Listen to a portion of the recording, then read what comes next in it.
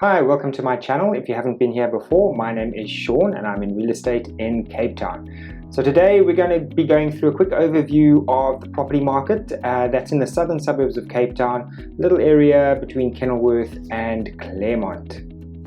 We're going to be looking at Q3 of this year, so that's from July to October this year, and we're going to be comparing that to the previous quarter and last year as well. I'm going to be focusing on the three things that I look at when I am quickly assessing the market. So those are the three most important things. And then at the end of the video, I'm also going to have a look at a couple of really surprising stats that have come out of the research I've been doing. I think they'll be really interesting and probably something you don't know about the market. So stay tuned for that. If you'd like to see more videos like this and other interesting information about Cape Town and buying and selling and living here, then hit the subscribe button below and tag the bell to be notified for when the videos load. Towards the end of November, I'll also be releasing a video that gives you insight into whether now is a good time to buy or sell or make a move. So stay tuned for that one as well. And then if you enjoy the summary of what's happening in the property market in Cape Town, you can make a comment below and I'll also then just send you a link to the full report, which goes into a little bit more depth, gives you some nice graphs and things. So if that's your jam, make a comment below and I'll reply with the link to that document. And if you do happen to know somebody who is moving, or you yourself are thinking of making a move, I'd love to help. You're more than welcome to reach out. In the description below, you'll find my WhatsApp link. You can just hit the button and send me a WhatsApp message. You'll find my email and you'll find my telephone number as well. So give me a call if you need that kind of help. All right. Let's get into it.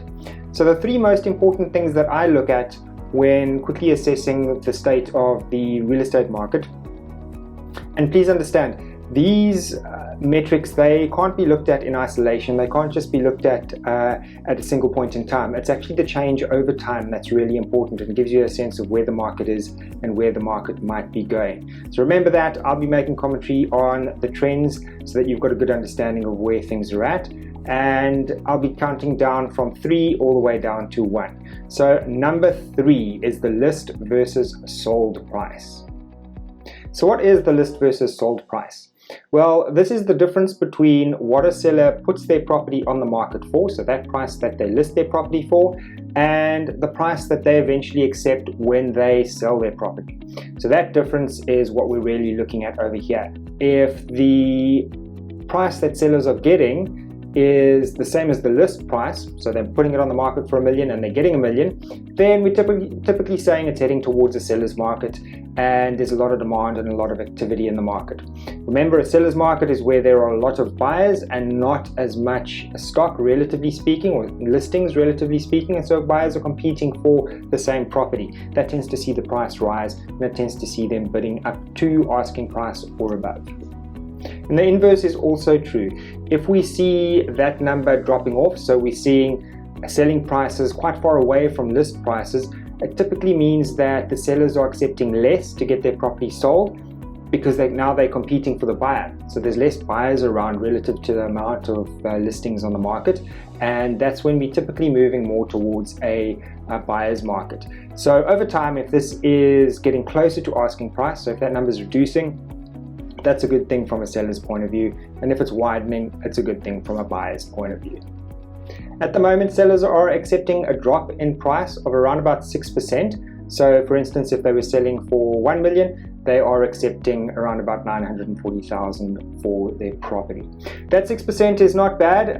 It indicates that there is a relatively strong demand in the market. It's not fully a seller's market, but equally it's not fully a buyer's market. It's somewhere in between, but there is still relatively strong demand. What's good to see is that when we compare this number to Q3 of last year and to the previous quarter of this year, Q2, the number hasn't changed too much, which means that while we're not heading towards a seller's market, we're also not backtracking and seeing demand disappear.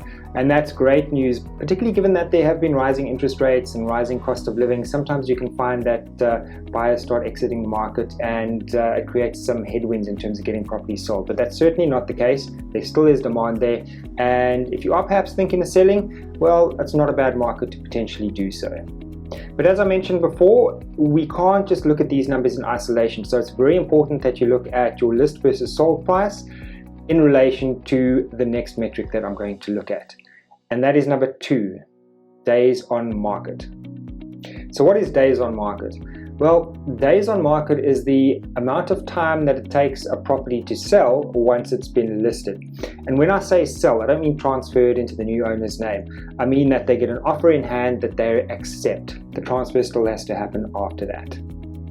Similar to list versus sold price, a change in this number will indicate whether we're moving more towards a buyer's market or a seller's market. If properties are selling quicker, so they're spending less time on the market, typically means that we're moving towards a seller's market. Buyers are competing hard for properties that are out there, and they're generally putting offers in quickly because they don't want to lose the opportunity. If that number is getting larger, so it's taking longer to sell properties, then the opposite is true. It means that there are not as many buyers around, there's more properties on the market, and you find that buyers have more choice, so they spend more time looking and it takes longer to sell. And that's normally when it's moving towards a buyer's market.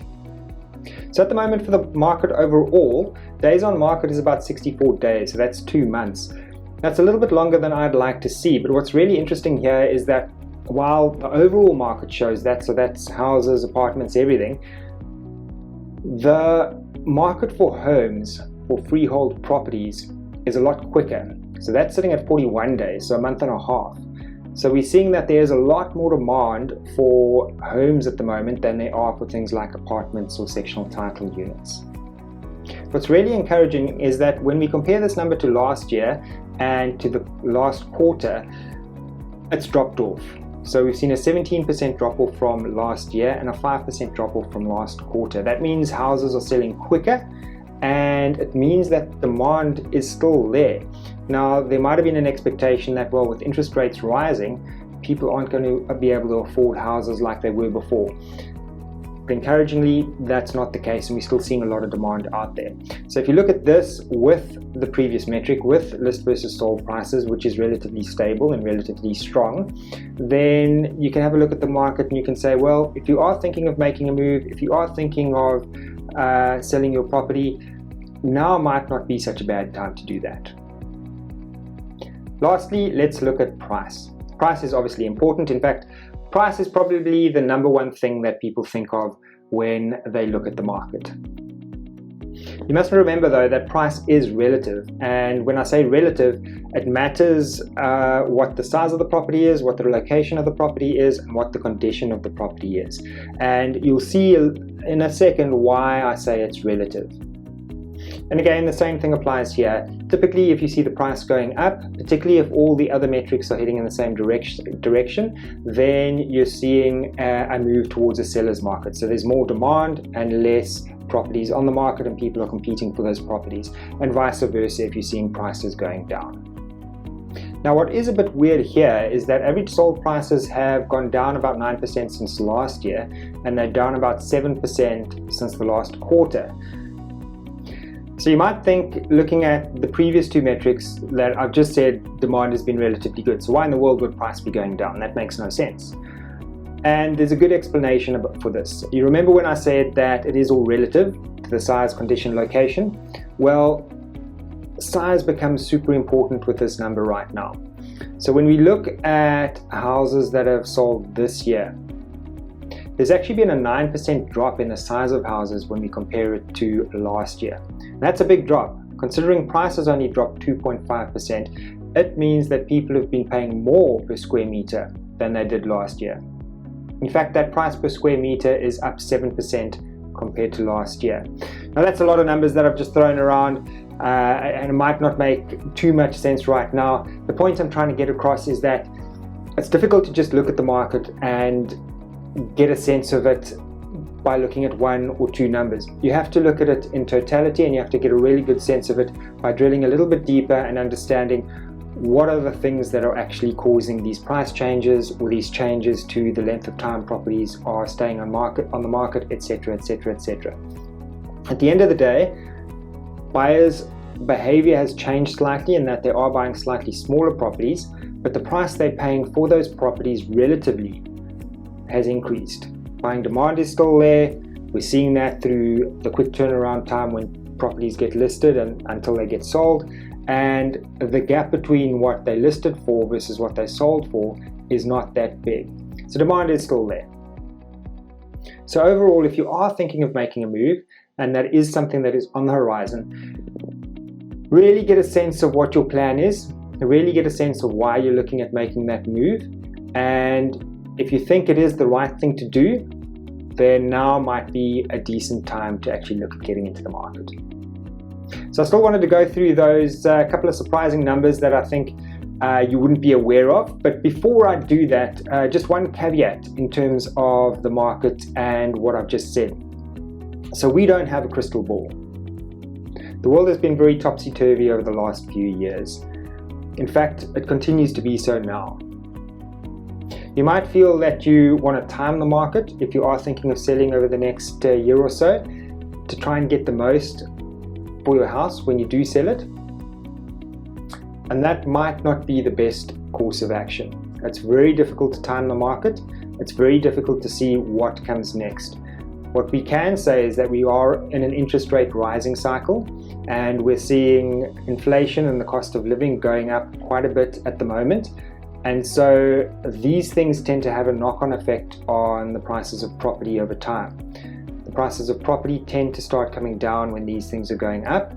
There is a lag, 3 to 6 months, but the knock-on effect tends to be there. So if you are thinking of making a move now over the next year, have a look at what your plan is, have a look at why you're making the move, and decide whether sooner rather than later might be a better option. If you'd like to have a look at a little bit more detail or discuss the ins and outs of selling and what it could mean for you, then please feel free to reach out to me. I'd love to have the discussion. I'd love to help give you some guidance around what you can and can't do, and you can make an informed decision from there. My details, as I said before, they're in the description. You can hit the button and WhatsApp me, you can give me a phone call, or you can send me an email. Okay, time to get into my 2 surprising things that I think you never knew about the real estate market between Kenilworth and Claremont. And just to be clear, when we're looking at this, we're only looking at residential sales. We're not looking at commercial, we're not looking at any of those big ticket items. It's purely residential properties. And I mean, this always blows me away when I look at this number, but the market is big.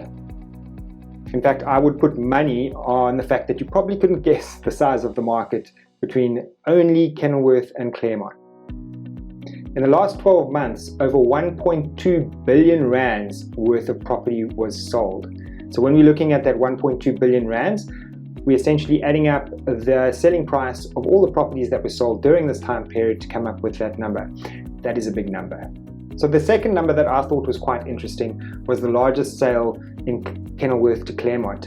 And that came in at 7 million rand for a 3-bedroom, 4-bathroom house. It was a new development. I tell you what, when I look at these numbers, I get very excited. I am a bit of a geek for them though. I am in real estate after all. And that's it. If there's anything that you'd like to see for the next market report, hit the comments below, let me know, and I'll add those in. And again, as I said, if numbers and graphs are your jam and you'd like to see the full detailed report, again, pop a comment and I will reply with a link where you can download the report. And if you like this video and you'd like to see more like them, don't forget to hit the subscribe button, hit the bell to receive notifications. And lastly, if you are thinking of making a move or need a little bit of advice from a real estate point of view, please reach out. My WhatsApp details are in the description below. You can email me or phone me as well. Thank you so much for watching. Have a lovely day.